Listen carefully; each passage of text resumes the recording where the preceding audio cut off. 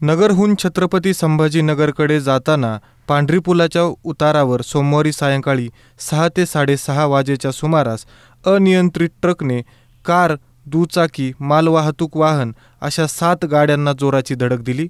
या विचित्र अपघातात विविध वाहनांतील 15 जण जखमी झाले आहेत.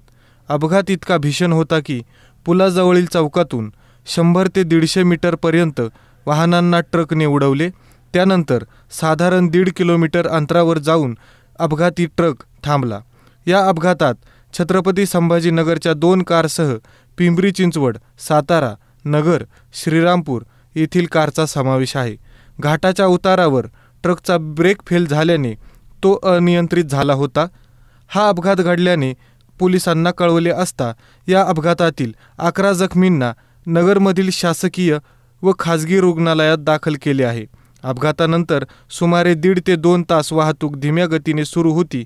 या घटनेची माहिती मिळताच सोनई पोलीस स्टेशनचे सहाय्यक पोलीस निरीक्षक आशिष शेळके, वाहतूक पोलीस तमनर, MIDC पोलीस ठाण्याचे सहाय्यक पोलीस निरीक्षक माणिक चौधरी हे सहकाऱ्यांसह घटनास्थळी दाखल झाले.